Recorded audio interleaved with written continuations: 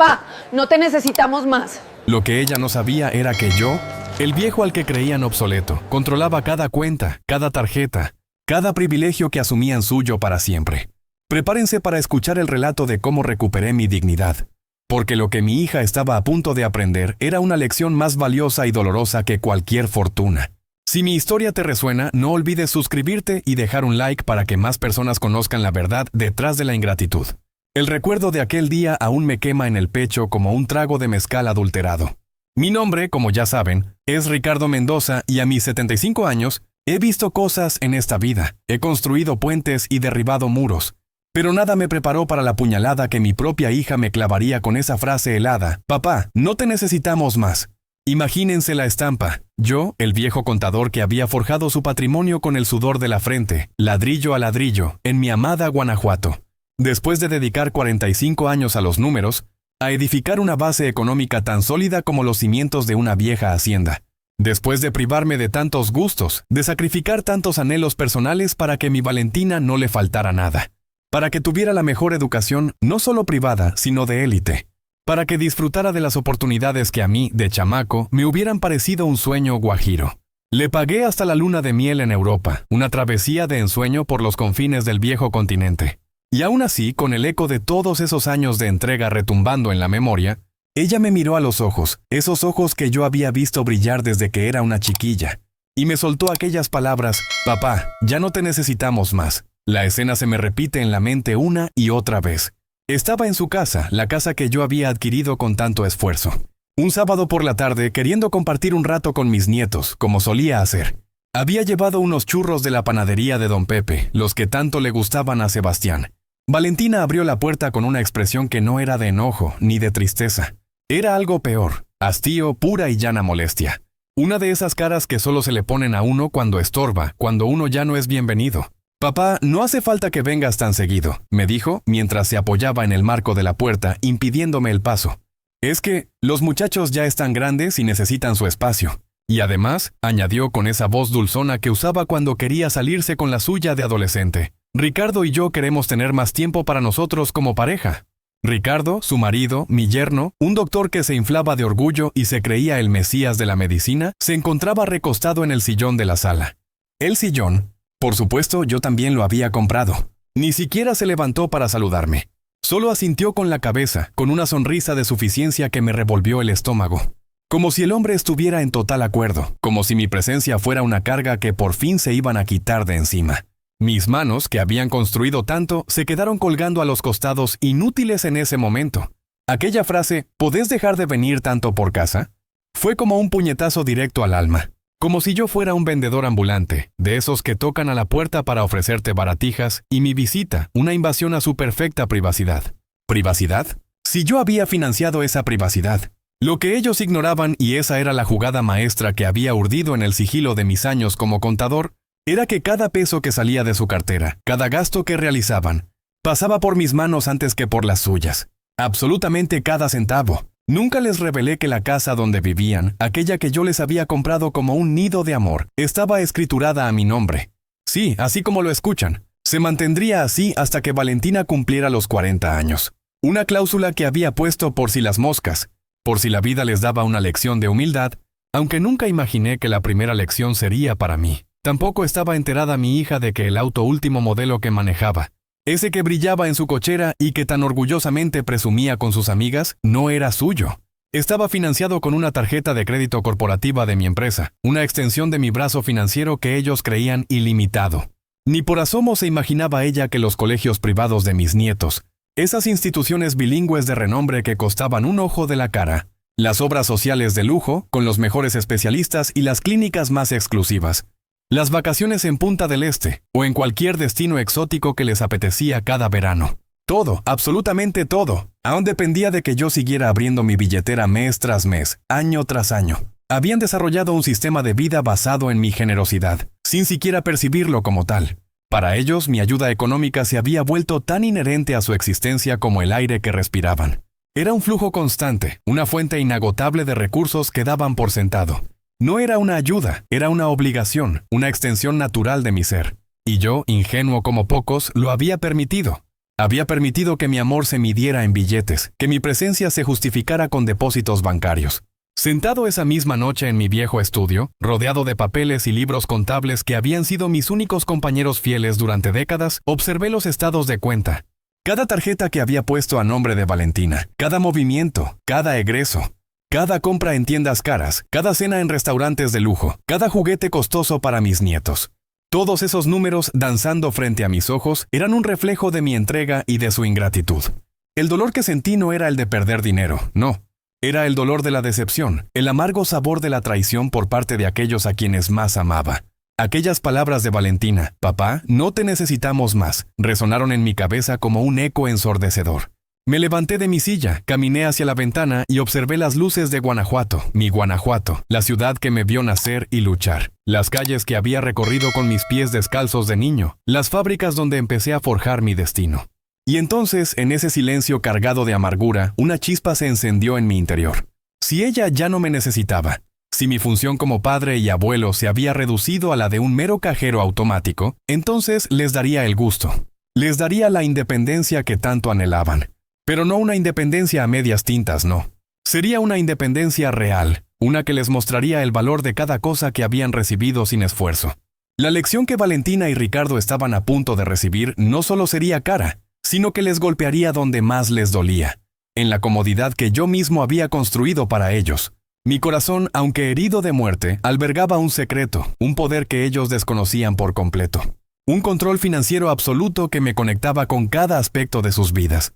Era el hilo invisible que sostenía su castillo de naipes. Y yo, el viejo inútil al que creían obsoleto, estaba a punto de jalar ese hilo con todas mis fuerzas. La dignidad, pensaba, no tiene precio y era hora de recuperarla. Era hora de que supieran quién era Ricardo Mendoza, no solo el padre que todo lo daba, sino el hombre que también sabía cerrar las cuentas. Mis manos, aquellas que habían amasado fortunas ajenas y que habían construido mi propia vida desde la nada, se quedaron ahí, colgando inertes después de escuchar esas palabras de Valentina, como si el aire se hubiera vuelto tan denso que ya no podía mover ni un dedo. Papá, no te necesitamos más. Cada sílaba, un golpe seco y certero directo al pecho. No grité, no imploré, ni siquiera levanté la voz. Me quedé en silencio, un silencio que no era de asombro o de derrota, no. Era un silencio denso, pesado. El sonido de una maquinaria interna que acababa de ponerse en marcha. Una mente contadora, acostumbrada a los números fríos, ahora calculando el valor exacto de cada traición. No valía la pena discutir, no en ese momento. Sus ojos no me veían, sus oídos no me escuchaban. Para ellos yo era un estorbo, una sombra en su lienzo de independencia recién pintado. Pero mis propios ojos, mis ojos sí veían. Veían más allá de sus palabras hirientes. Veían el castillo de naipes que ellos creían haber edificado solos. Y en ese silencio que me engulló al cerrar la puerta de su casa, la casa que yo les había dado, mi rabia no se desbocó. Se concentró, se volvió filo, se transformó en una firmeza tan fría y calculadora como la escarcha en las mañanas de invierno en la sierra. Me subí a mi auto, el mismo que Valentina despreciaba por no ser de lujo, y manejé por las calles empedradas de mi Guanajuato. Cada curva, cada túnel era un viaje no solo por la ciudad, sino por los pasillos de mi memoria. Y recordé de dónde venía Ricardo Mendoza. No de cuna de oro, no. Mi padre, un minero que se dejaba el alma en las entrañas de la tierra. Mi madre, una tejedora que hilaba rebozos con manos callosas y un cariño infinito. Nunca nos faltó el frijol en la mesa, ni un techo bajo el cual dormir, pero lujos, lujos. Esas eran palabras para otros. Ricardo, me dijo mi viejo con el rostro cubierto de hollín, pero una mirada llena de esperanza. Si quieres estudiar, vas a tener que partirte el lomo igual que yo, pero con la cabeza, no con las manos. Nosotros no podemos pagarte la escuela. Y así fue. Durante 5 años, mis noches se consumían entre turnos de cajero en una gasolinera a las afueras de la ciudad, mientras mis días transcurrían entre libros de contabilidad. Dormía apenas 4 horas, vivía a base de café negro y pura voluntad de acero. Mientras mis compañeros de universidad se escapaban a los bailes de fin de semana en el Jardín de la Unión, yo estaba sumergido en balances y estados financieros, bajo la luz mortecina de una lámpara, soñando con un futuro mejor. Cuando me entregaron mi título de contador público, era el mejor promedio de mi generación. Y también el más ojeroso, el más cansado, pero con el alma llena de orgullo. Mi primer trabajo fue en un estudio pequeño, donde ganaba apenas para subsistir, pero cada noche, don Alfredo, el dueño, un hombre sabio de pocas palabras y ojos sagaces, Me decía, Ricardo, tienes olor a números. No te conformes con ser un empleado. Naciste para hacer más, y no se equivocaba. Sus palabras fueron la semilla de lo que vendría después. A los 22 años conocí a Carmen, no en un lugar elegante, sino en la misma oficina donde yo empezaba mi carrera. Ella era secretaria. Tenía una sonrisa que te hacía olvidar cualquier preocupación, una inteligencia que brillaba más que el oro de las minas. Nos casamos 2 años después, en una boda sencilla en la parroquia, con nuestra familia y amigos más cercanos. No había lujos, pero sobraba amor. Ricardo, me dijo Carmen esa noche, con la mirada puesta en las estrellas desde el mirador. Vamos a construir algo grande. Vamos a darles a nuestros hijos todo lo que nosotros no tuvimos. Y más. Esa fue una promesa sellada con la pasión de 2 jóvenes que querían comerse el mundo. Y la cumplimos. Cuando nació Valentina, yo ya había abierto mi propio estudio contable. Trabajaba 16 horas al día, de lunes a lunes. Carmen era mi apoyo, mi compañera de batalla. Ella manejaba la casa, cuidaba a nuestra niña y me ayudaba con la administración del estudio. Éramos un equipo, un engranaje perfecto, construido sobre el esfuerzo y el amor mutuo. Valentina creció en un universo distinto al mío. Jardín de infantes privado, colegio bilingüe, clases de piano, de natación, de equitación. Todo lo que yo había soñado de chamaco, ella lo tuvo sin pedirlo, sin conocer el valor de cada cosa. Recuerdo un día tenía 8 años. Me preguntó con esa ingenuidad que solo tienen los niños. Papá, mi amiga Sofía dice que su papá es más rico que tú porque tiene un coche más grande. Yo me reí, tonto de mí, y le dije, mi amor, la riqueza no se mide por el tamaño del coche, sino por las oportunidades que puedes dar a las personas que quieres. Qué equivocado estaba, qué ciego fui. Para mi hija, la riqueza se medía precisamente por eso, por las cosas que podía tener sin mover un solo dedo. Cuando Valentina cumplió 15 años, le organizamos una fiesta que costó más que mi primer coche. 500 invitados, el salón más ostentoso de la ciudad, un vestido importado, orquesta en vivo. Carmen, con esa sensatez que siempre la caracterizó, me preguntó, «Ricardo, ¿no es demasiado?» Y yo, enamorado de mi princesa, respondí, «Es nuestra única hija. Se merece lo mejor». Esa noche, Valentina brilló como una estrella. Pero al terminar, lo único que me dijo fue, «Papá, la fiesta de Carla el mes pasado fue más bonita. Ella tuvo fuegos artificiales. ¡Fuegos artificiales! Siempre había algo más, siempre la comparación, siempre la sensación de que nunca era suficiente. Y yo, como un borrego descarriado, siempre corría detrás intentando complacerla, intentando ser el padre perfecto que jamás escucharía un reproche de su hija. La universidad fue una negociación constante. Papá, quiero estudiar medicina pero en la universidad privada más cara de la Ciudad de México. Papá, necesito un departamento cerca de la facultad. Viajar todos los días es agotador. Papá, mis compañeros tienen coche. Yo soy la única que anda en transporte público. ¿Y yo? Un tonto, siempre diciendo sí, siempre abriendo la billetera, siempre creyendo que era una inversión en su futuro y en nuestra relación. Luego, el golpe que me derrumbó. Carmen, mi Carmen, murió cuando Valentina estaba en el 4º año de medicina. Cáncer de ovario. 6 meses de agonía que nos consumieron, económica y emocionalmente. Los mejores médicos, las clínicas más exclusivas, tratamientos experimentales en Estados Unidos. Vendí propiedades, vacié cuentas. Gasté una fortuna que nunca recuperaría, pero habría gastado 10 fortunas más si hubiera servido de algo. Durante esos meses terribles, Valentina apenas se apareció por el hospital. «Papá, tengo exámenes finales», me decía por teléfono. «No puedo ir hoy». Al día siguiente, otra excusa. «Papá, me deprime mucho ver a mamá así, conectada a esas máquinas». Y cuando le rogué que viniera, aunque fuera 1 hora, me respondió, «Papá, prefiero recordarla como era antes, cuando estaba bien». Una noche, mientras Carmen dormía sedada después de una quimioterapia brutal, la enfermera, una mujer de rostro amable, me dijo, «Señor Mendoza, en todos mis años aquí, nunca había visto a un esposo tan presente como usted. Su señora es muy afortunada de tenerlo». Afortunada. Esa palabra me taladró el alma toda la noche. Le conté a la enfermera sobre Valentina, sobre sus excusas, sobre cómo no podía ver a su madre enferma. «Es normal», me dijo con voz suave. «Algunos no pueden con el dolor. Pero los que se quedan, los que acompañan, esos son los verdaderos compañeros de vida». Y yo me quedé, solo, acompañando a Carmen en sus últimas noches. Noches enteras sosteniendo su mano marchita, leyéndole los libros que le gustaban cuando estaba consciente, poniéndole la música de nuestra juventud. Esa que bailamos tantas veces en los salones de baile de Guanajuato. Los médicos decían que, aunque sedada, ella podía escuchar. Una madrugada, Carmen despertó más lúcida de lo que había estado en semanas. Me miró con esos ojos que ya no brillaban como antes y me preguntó con un hilo de voz, «Ricardo, ¿está Valentina?» «No, amor», le dije. «Tenía guardia en el hospital». Mentí. Valentina estaba en su departamento, seguramente durmiendo tranquila. «Ricardo», me dijo Carmen con un susurro que apenas pude escuchar. «Cuando yo me vaya, cuida a Valentina, pero no la malcríes más. Esa chica necesita aprender el valor de las cosas. Necesita aprender que en la vida no todo es fácil, que las cosas importantes cuestan». Esas fueron las últimas palabras coherentes que me regaló mi mujer. Carmen murió un jueves a las 3 de la madrugada, con mi mano apretando la suya. Valentina llegó al hospital 2 horas después, cuando ya todo había terminado. «¿Por qué no me avisaste antes?», me gritó en el pasillo con un tono de indignación que me heló la sangre. «Te mandé 10 mensajes», le dije con la voz rota. «Estaba con el teléfono en silencio», me respondió. «El teléfono en silencio», mientras su madre se iba. Aquellas fueron las últimas palabras sensatas que escuché de mi hija. Después del funeral, Valentina regresó a la Ciudad de México a terminar sus estudios. ¿Y yo quedé destruido. Solo en esta casa, en el hogar que habíamos construido para nuestra familia. Pero como un autómata, seguí mandándole dinero religiosamente cada mes.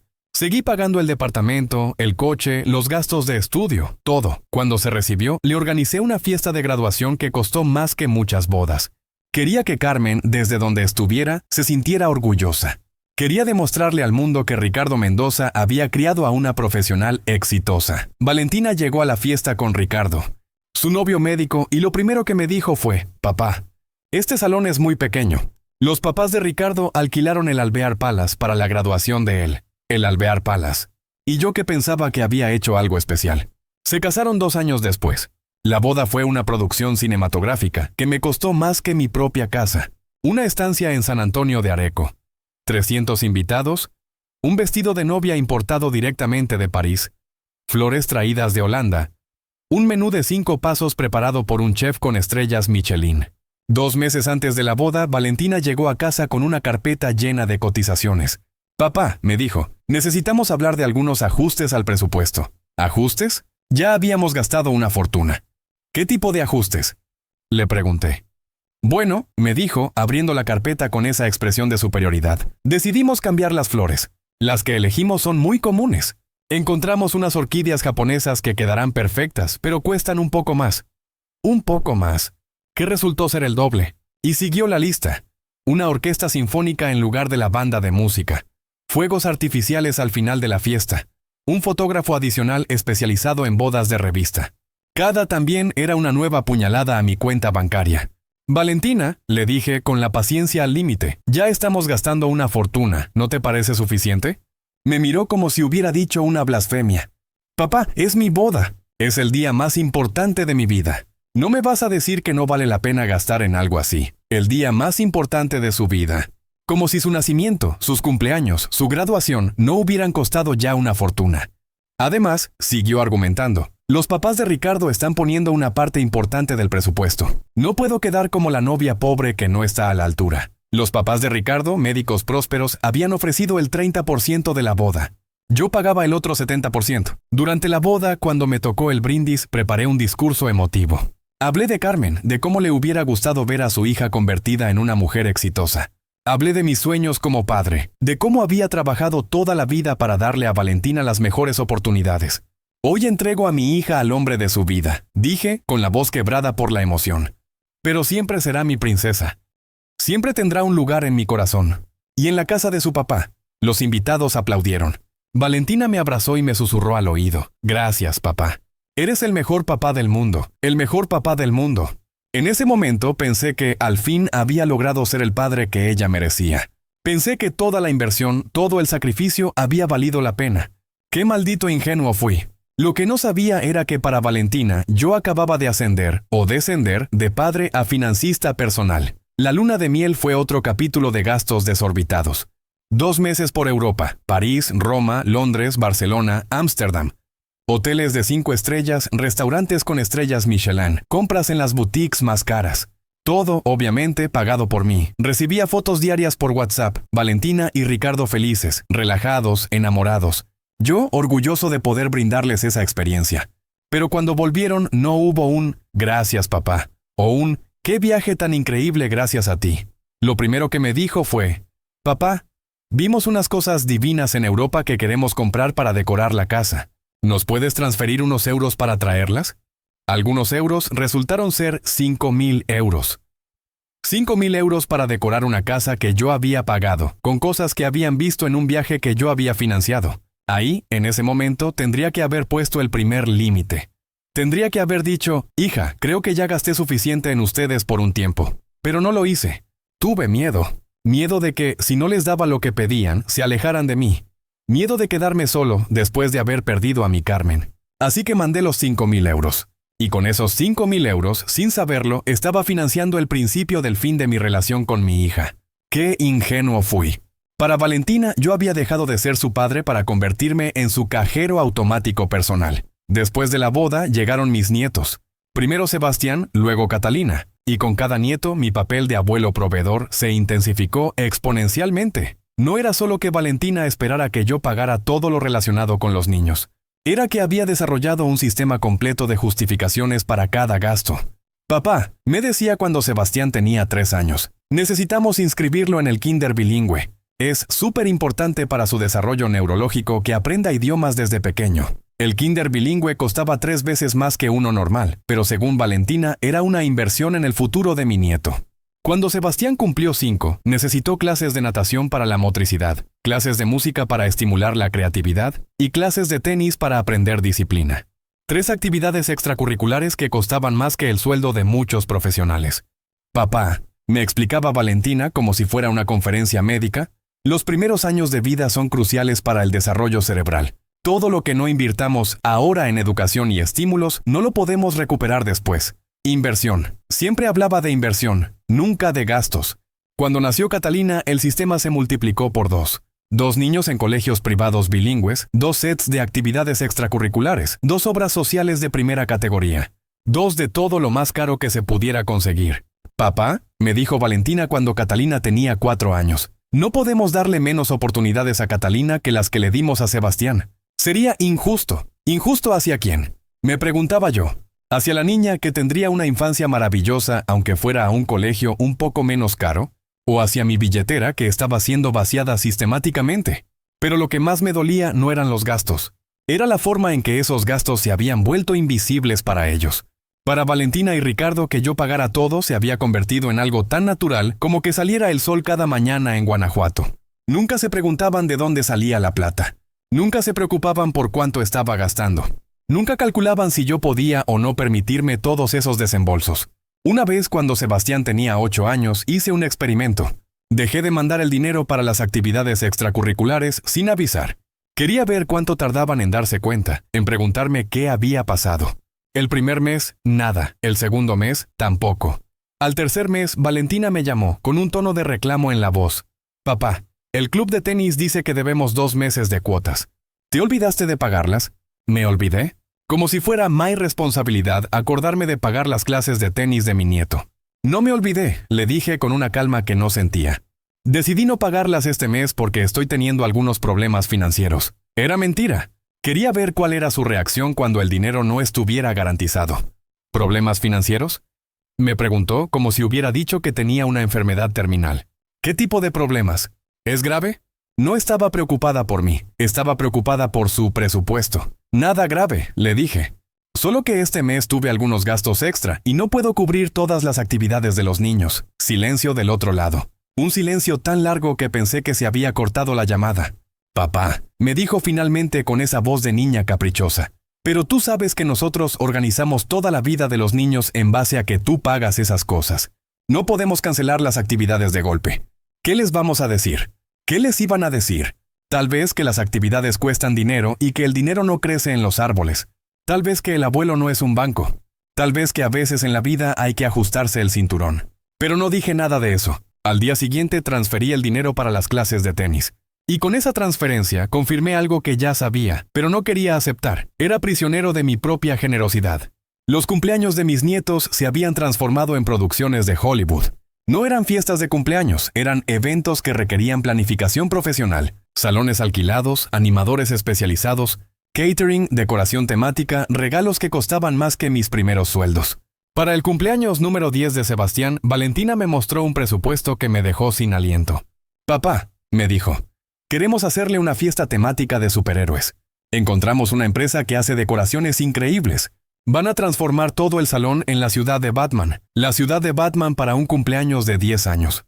El presupuesto incluía alquiler de salón, decoración profesional, animadores caracterizados como superhéroes, catering para 100 personas, una torta esculpida que parecía un rascacielos y regalos personalizados para cada invitado. ¿No te parece un poco excesivo?, le pregunté ya sin fuerzas para discutir. Papá, me respondió con esa voz que usaba cuando tenía que explicarme algo obvio. Sebastián va a cumplir 10 años una sola vez en la vida. Es un cumpleaños importante. Además, todos sus amigos del colegio tienen fiestas así. No podemos hacer algo más pequeño. No podíamos hacer algo más pequeño. Como si hubiera una ley que obligara a hacer fiestas cada vez más caras. Como si el amor de abuelo se midiera en la cantidad de dinero gastado en decoraciones. Esa fiesta costó más que el auto que yo había usado durante 10 años. Y cuando terminó, cuando todos los invitados se fueron, cuando quedamos solo la familia limpiando los restos de la ciudad de Batman, Sebastián me dijo algo que me partió el corazón. Abuelo, me dijo con la voz de un niño decepcionado, la fiesta estuvo buena, pero la de Tomás el mes pasado fue mejor. Él tuvo fuegos artificiales de verdad. Fuegos artificiales de verdad para un cumpleaños de 9 años. Y yo que pensaba que ya habíamos llegado al límite de lo absurdo. Pero esto era solo el comienzo. Lo que vino después me demostró hasta qué punto mi familia había perdido completamente la perspectiva sobre el dinero y sobre mi papel en sus vidas. Las vacaciones se habían convertido en expediciones de lujo que requerían meses de planificación y presupuestos que podrían financiar proyectos de desarrollo comunitario. No era suficiente ir a la playa en México. Tenía que ser Punta del Este. No era suficiente Punta del Este. Tenía que ser Miami. No era suficiente Miami. Tenía que ser Europa. Papá, me dijo Valentina un día, queremos llevar a los niños a conocer Disney. Es parte de la infancia. Todos los niños tienen que ir a Disney al menos una vez. Disney en Orlando, por supuesto, no el parque de diversiones local. Un viaje para 4 personas por 2 semanas, con estadía en los hoteles del parque, comidas en los restaurantes temáticos y compras ilimitadas en las tiendas de souvenirs. Cuando me pasó el presupuesto, casi me da un infarto. Era más dinero del que muchas familias ganan en 2 años. ¿No te parece un poco caro?, le pregunté. Papá, me respondió, es una inversión en recuerdos familiares. Los niños van a recordar este viaje toda la vida, recuerdos familiares financiados por el abuelo. Siempre había una justificación emocional para cada gasto económico. Pero lo que más me dolía era la naturalidad con la que asumían que yo iba a pagar todo. Nunca me preguntaban si podía permitirme esos gastos. Nunca me preguntaban si tenía otros planes para mi dinero. Nunca me preguntaban si quería contribuir con esos viajes o si me sentía obligado a hacerlo. Durante el viaje a Disney recibí fotos todos los días. Los niños montados en juegos, comiendo algodón de azúcar, abrazando a Mickey Mouse. En cada foto se veían felices, emocionados, viviendo la infancia perfecta que yo estaba financiando desde Guanajuato. Pero cuando volvieron no recibí ni una sola llamada de agradecimiento. Ni un gracias abuelo por hacer posible este viaje. Ni un sabemos que te costó mucho dinero y te lo agradecemos. Lo que recibí fue un álbum de fotos por WhatsApp y un mensaje de Valentina que decía, los niños la pasaron increíble. Ya están pidiendo volver el año que viene. Volver el año que viene. Como si Disney fuera un derecho anual que yo tenía la obligación de garantizar. Ese año que viene llegó más rápido de lo que esperaba. 11 meses después, Valentina me llamó con una propuesta. Papá, los niños quieren volver a Disney, pero esta vez queremos ir en las vacaciones de invierno. Dicen que en esa época hay decoraciones especiales de Navidad. Disney con decoraciones de Navidad. Porque el Disney común y corriente ya no era suficientemente especial. Valentina, le dije, el año pasado gasté una fortuna en ese viaje. ¿No pueden ir a algún lugar más económico este año? Me miró como si hubiera sugerido pasar las vacaciones en una carpa en el patio de casa. Papá, me dijo con esa voz que usaba cuando tenía que explicarme algo que consideraba obvio. Los niños ya conocen Disney. Si vamos a otro lugar ahora, van a sentir que estamos retrocediendo. Van a pensar que nos quedamos sin plata. Quedarme sin plata. Esa era exactamente la dirección hacia la que me estaban empujando con sus demandas constantes. Además, siguió argumentando, Ricardo tiene una semana libre en julio y es la única oportunidad del año que tenemos de viajar toda la familia junta. No podemos desperdiciarla yendo a cualquier lado. Cualquier lado, como si cualquier destino que no fuera un parque temático de Disney fuera una pérdida de tiempo. Ese segundo viaje a Disney costó aún más que el primero, porque además de los gastos normales, Valentina había decidido que necesitaban hacer compras de verdad en los outlets de Miami. Ya que estamos allá, me dijo, aprovecharíamos para renovar un poco el guardarropa de los niños. La ropa de marca allá sale mucho más barata que aquí. Ropa de marca para niños de 8 y 10 años. Ropa que iban a usar durante 6 meses antes de que les quedara chica. Pero según Valentina era una inversión inteligente porque la calidad era superior. Durante esas compras en Miami, Sebastián me mandó una foto por WhatsApp. Era él probándose una chamarra que costaba $200. El mensaje decía, abuelo, ¿me compras esta chamarra? Mamá dice que está buenísima, pero que tengo que preguntarte a ti. Una chamarra de $200 para un niño de 10 años. Y lo más triste era que Sebastián ya había naturalizado que todo lo que costaba dinero tenía que pedírselo al abuelo. Sus propios padres lo habían entrenado para considerarme el responsable de financiar todos sus caprichos. Esa noche, después de ver esa foto, me senté en mi escritorio y calculé cuánto había gastado en mi familia durante los últimos 5 años. El número que salió me dejó sin aliento. Era más dinero del que había ganado en los primeros 20 años de mi carrera profesional. Y lo más doloroso era darme cuenta de que todo ese dinero no había comprado ni un gramo de gratitud, no había comprado respeto, no había comprado tiempo de calidad con mis nietos. Solo había comprado más demandas, más expectativas, más naturalización de mi papel como financista familiar. Esa noche, con el sabor amargo de la desilusión en la boca, tomé una decisión. Una decisión que debía haber tomado años antes. Si ellos ya no me necesitaban, entonces iban a descubrir cómo se sentía realmente no tenerme. Y créanme, la lección que estaban a punto de recibir iba a ser más cara que todos los títulos universitarios que les pagué. Mi mente, que se había mantenido en silencio estratégico, había terminado de construir su sentencia, y no habría apelación. Esa noche, con el amargo sabor de la desilusión en la boca, tomé una determinación inquebrantable. Una determinación que debía haber adoptado años atrás, cuando la complacencia comenzó a carcomer los cimientos de mi familia. Si Valentina, mi propia sangre, ya no requería de mi presencia ni de mi soporte, entonces le concedería la independencia que tanto pregonaba. Y créanme, la lección que estaba por impartirles sería más costosa y profunda que cualquier enseñanza universitaria que con tanto esmero les financié. Mi mente, que había permanecido en un silencio estratégico, había concluido la formulación de su falo, y no habría lugar para la apelación. La primera luz del alba en Guanajuato se filtraba por las cortinas de mi estudio, y no había dormido. No había necesidad. La energía de una decisión trascendental me mantenía alerta. Mis manos, ya no callosas por el trabajo duro en las minas o en la construcción, sino por años de teclear números y firmar documentos, se posaron sobre las carpetas que contenían la intrincada red financiera de mi hija.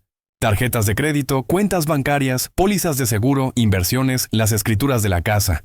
Todo lo que había erigido para ella a lo largo de décadas, todo lo que ella creía suyo por derecho propio, pero que en realidad dependía de mi rúbrica, de mi aval, de mi mera voluntad para sostener aquella estructura de comodidades. Contemplé los fríos guarismos, los saldos que crecían sin cesar, los egresos que se multiplicaban sin escrúpulos. Y entonces, por primera vez en muchos meses, una sonrisa se dibujó en mis labios. Una sonrisa que no era de alegría, sino de la más pura y gélida resolución. Si Valentina genuinamente no me necesitaba más, entonces tendríamos la oportunidad de demostrarlo. De verdad. Al día siguiente, un martes por la mañana, me levanté con una determinación renovada. Tomé el teléfono. Las 3 llamadas que realicé a continuación serían el detonante de una revolución silenciosa que cambiaría todo para siempre. La primera fue a mi banco de confianza, ese donde mi patrimonio había crecido bajo la supervisión de don Ernesto, el gerente, un hombre que me conocía desde mis inicios. «Buenos días», dije con una voz que sonaba extrañamente ajena pero firme. «Habla Ricardo Mendoza. Quiero solicitar la cancelación inmediata de todas las tarjetas de crédito adicionales que tengo a nombre de Valentina Mendoza de Suárez». La voz de la empleada al otro lado de la línea denotaba una ligera sorpresa. «¿Está seguro, señor Mendoza? Son tarjetas con un límite bastante elevado». «Muy seguro», respondí sin titubear. Mi convicción era de acero, y, ya que estamos, también quiero cerrar la cuenta corriente mancomunada que tengo con ella.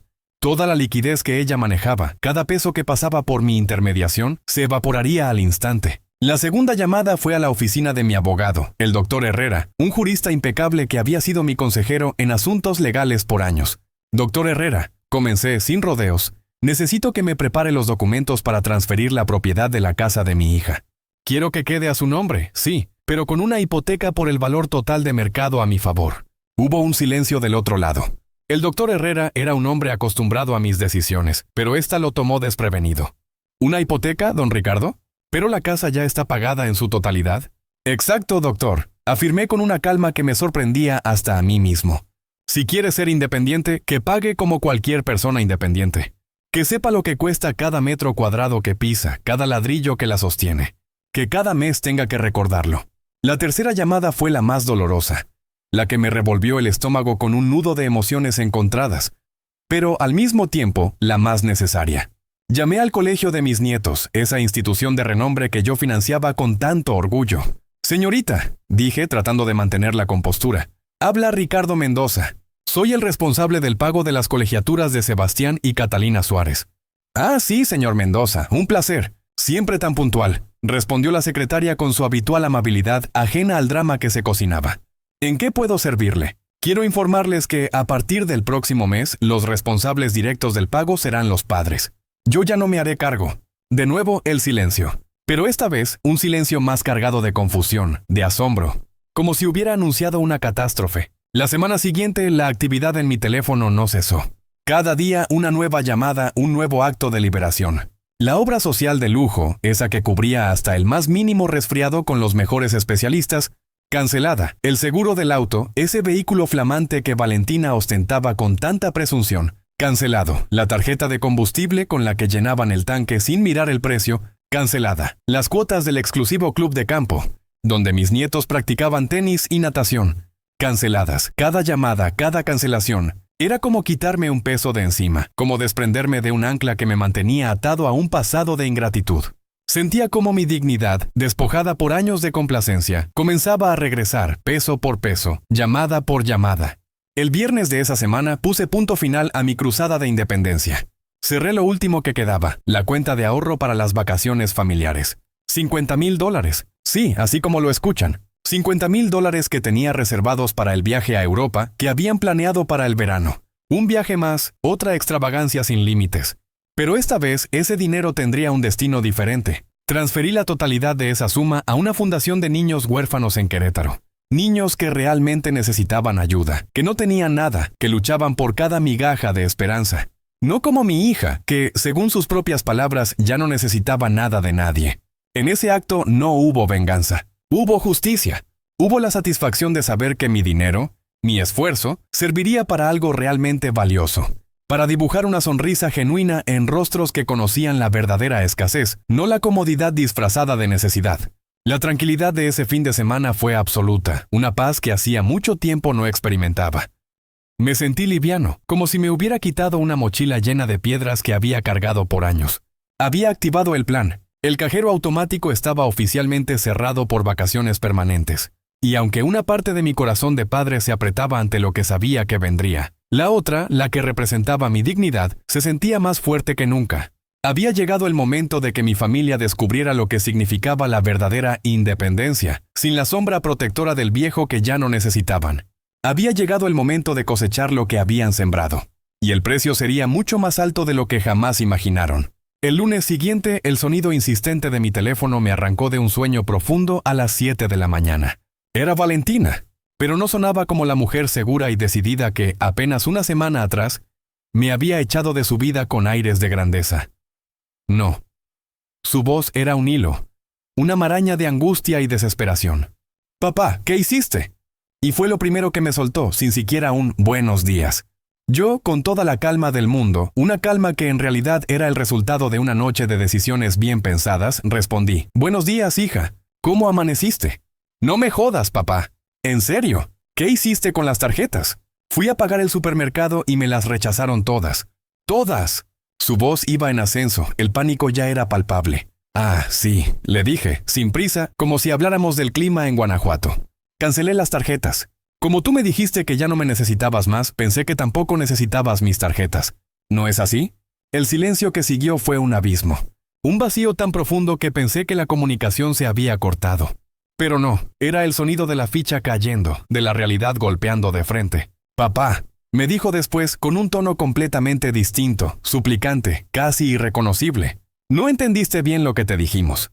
Nosotros te dijimos que no necesitábamos que vinieras tanto de visita, no que cancelaras todo, no seas así». «Ah, ¿no? Le inquirí, levantando apenas el tono de voz para marcar el punto. Yo entendí que querían ser independientes. Independientes de verdad, sin la ayuda del viejo pesado que molesta con sus visitas. ¿No fue eso lo que me dijeron, Valentina? Otro silencio. Esta vez más largo, más cargado. El nudo en mi garganta era por ella, sí, pero también por mí, por los años de ceguera. Papá, tú sabes que nosotros necesitamos tu ayuda económica. Tenemos muchísimos gastos. Los muchachos van a colegios caros. ¿Qué vamos a hacer? Los colegios caros que yo pagaba, hija. La interrumpí cortante. Pero si ustedes no me necesitan más, seguramente pueden costear esos colegios solos, ¿o no? Si son tan independientes como pregonan. Otro lapso de silencio, el más extenso hasta ahora. Podía sentir su cerebro dando vueltas, buscando una salida, una excusa. Papá, me dijo finalmente con una voz quebrada. ¿Podemos hablar, por favor? ¿Puedes venir a casa? Es urgente. No, le dije categórico. Tú misma me dijiste que las visitas tenían que ser coordinadas, para no interferir con sus actividades y con tu tiempo de pareja. Llama la semana que viene y vemos si puedo abrir un hueco en mi agenda. Yo también tengo mis compromisos, ¿sabes? Y sin darle tiempo a replicar, colgué. Fue la primera vez en 35 años que le cortaba el teléfono a mi hija. Y para mi sorpresa, la sensación fue liberadora. No había culpa, solo una firmeza recién descubierta. Durante los días subsiguientes, mi teléfono no dejó de sonar. Valentina me llamaba 5, 6 veces al día, con mensajes de voz cada vez más histéricos, más desesperados. Ricardo, mi yerno, me enviaba mensajes de texto, pidiendo que fuéramos razonables, que había sido un malentendido, que no podíamos hacerle esto a la familia. Hasta mis nietos, Sebastián y Catalina, me llamaron desde el teléfono fijo de la escuela. Abuelo, me dijo Sebastián, mi nieto de 12 años, su voz infantil cargada de preocupación. Mamá dice que estás molesto con nosotros. ¿Es cierto? No, mi amor, le respondí, mi voz suavizándose solo para ellos. El abuelo no está molesto con ustedes. El abuelo está molesto con los adultos que no saben valorar lo que tienen y lo que se les da. ¿Y cuándo vas a venir a casa? Preguntó Catalina, mi nieta de 9 años, con esa inocencia que te desarma. Cuando los adultos aprendan a pedirme las cosas por favor y a valorar lo que se les da con amor y esfuerzo, le dije, sabiendo que mis palabras eran para los oídos de sus padres, que probablemente escuchaban la conversación. La segunda semana, el asedio escaló. Llegaron un sábado por la tarde a mi casa, los 4 juntos, Valentina, Ricardo y mis 2 nietos. Cuando los vi por la ventana de mi estudio, mi corazón se apretó. Hacía tanto tiempo que no veía a mis nietos frente a mi hogar, no en mi puerta como si fueran vendedores. Atendí el timbre, pero no los invité a pasar. Me mantuve firme en el umbral, bloqueando la entrada a mi santuario. Hola, les dije, con una formalidad que debió sonarles extraña. ¿En qué puedo ayudarles? Papá. Valentina, con los ojos hinchados y una expresión de súplica, avanzó un paso. Tenemos que hablar. Esto se está yendo de las manos. ¿Qué se está yendo de las manos, hija? Le pregunté con voz monótona, casi aburrida. ¿El hecho de que, por fin, estén siendo independientes como tanto querían? Ricardo, mi yerno, se adelantó, su rostro pálido y sudoroso. Don Ricardo, dijo, y es así. Es así que fue la primera vez en años que me decía Don Ricardo. El respeto, al parecer, se compra con carencias. Creo que hubo un malentendido. Nosotros nunca quisimos que usted cortara todo tipo de ayuda. Ah, ¿no? Les espeté, elevando una ceja. Ustedes me dijeron que no me necesitaban más. Yo les creí. Solo los estoy ayudando a ser coherentes con lo que dijeron. A vivir su verdad. Mis nietos, parados detrás de sus padres, me miraban con ojos grandes, sin comprender nada de lo que ocurría. Sebastián, siempre el más directo, rompió el silencio. Abuelo, ¿por qué mamá dice que ya no podemos ir al country club? Porque el abuelo ya no paga el country club, mi amor, le expliqué sin adornos. Ahora tienen que pagarlo mamá y papá, porque ellos son independientes, ¿entiendes? ¿Y por qué no lo pagan? Preguntó Catalina, su voz un susurro de pura perplejidad. Valentina, enrojecida como un tomate maduro, se apresuró a interponerse. Porque estamos reorganizando las finanzas, hijos. Es un ajuste temporal. La mentira, una vez más, salía de su boca con la misma facilidad de siempre. ¿Podemos pasar y hablar adentro, don Ricardo? Me pidió Ricardo, suplicante. No, les dije, tajante. Las visitas ahora se coordinan con anticipación. Llamen la semana que viene. Yo les diré cuándo tengo un hueco. Y con un movimiento que me costó menos de lo que pensé, cerré la puerta. Los escuché discutir en la banqueta durante al menos 10 minutos antes de que sus voces se alejaran, cargadas de reproches y frustración. Valentina le gritaba a Ricardo. Ricardo le devolvía el grito a Valentina. Y en medio de esa batalla verbal, mis nietos preguntaban con la voz rota por qué todos estaban enojados. Era el sonido de una familia que, poco a poco, empezaba a darse cuenta de que su mundo perfecto, su vida de lujos y comodidades, dependía por completo de alguien a quien habían decidido menospreciar, de alguien a quien habían creído obsoleto. El castillo de naipes empezaba a desmoronarse, y el viento que lo derribaba era el de su propia ingratitud. La tercera semana, el clímax de su desesperación llegó en forma de un sobre elegante. Recibí una carta de un abogado. Valentina me había puesto un abogado. La misiva, escrita con un lenguaje legal frío y amenazante, alegaba que yo no tenía derecho a cancelar unilateralmente servicios que, según ellos, habían sido contratados de común acuerdo. Afirmaba que mi accionar estaba perjudicando económicamente a mi familia, y que si no revertía las cancelaciones de inmediato, se verían en la obligación de iniciar acciones legales en mi contra. Querían obligarme a seguir siendo su cajero. Leí la carta con una tranquilidad que desarmaría a cualquiera.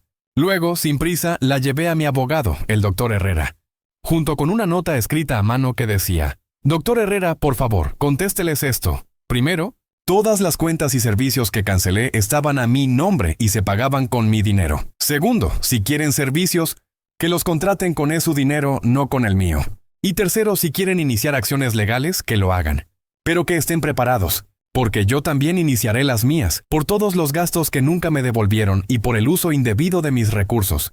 Me deben hasta el aire que respiran en esa casa». Nunca más volví a saber de ese abogado.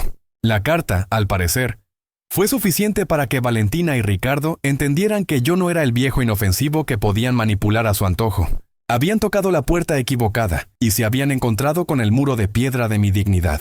El silencio de su abogado fue la confirmación de que su independencia estaba costándoles no solo dinero, sino también el escaso respeto que aún intentaban mantener. El telón de su cómoda existencia se había rasgado, y por primera vez se veían desnudos ante la cruda realidad de sus propias limitaciones.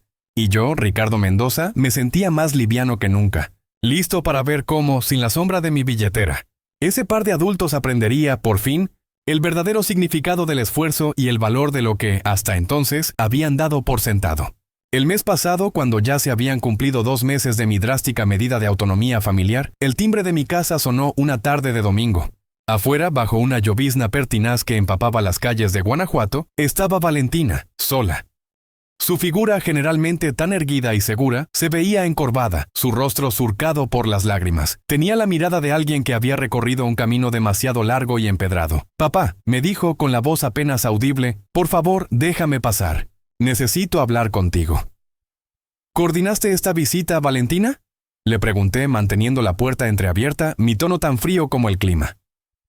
«Por favor, papá», suplicó, las palabras ahogadas por un sollozo.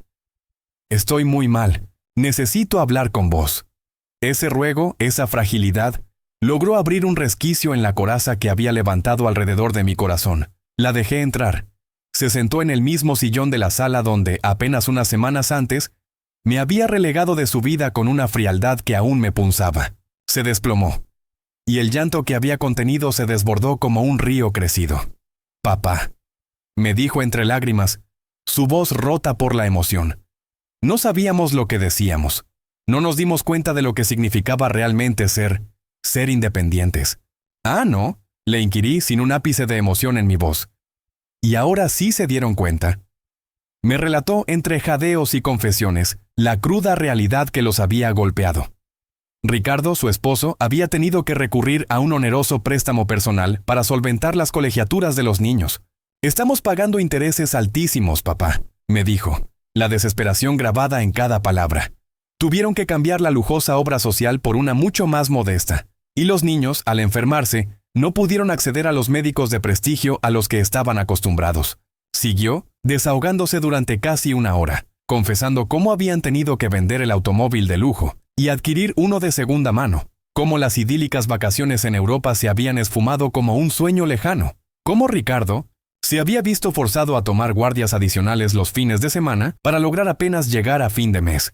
Lo más doloroso para ella, me dijo, era ver la tristeza en los ojos de los chicos, que no comprendían por qué ya no podían disfrutar de las cosas que antes consideraban un derecho.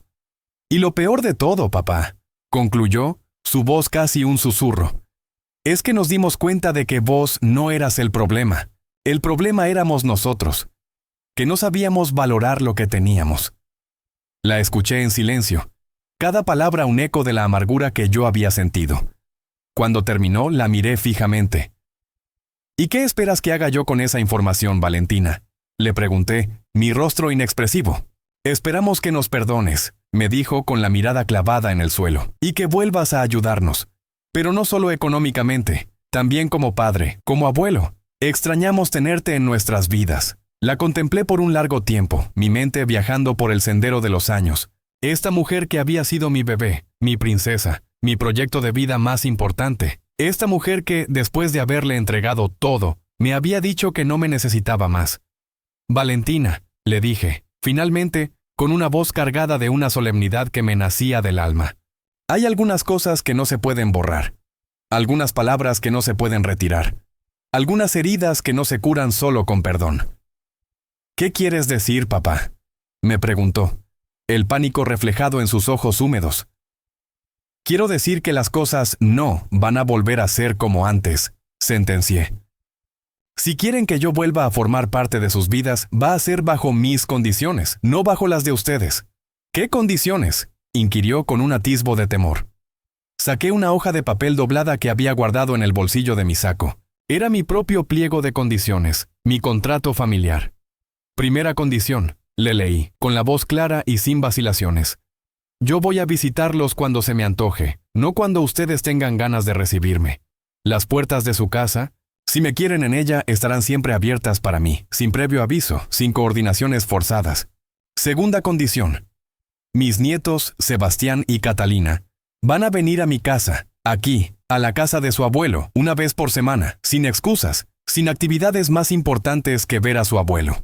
Aquí van a pasar tiempo conmigo, a conocer sus raíces, a escuchar las historias de su familia. Tercera condición.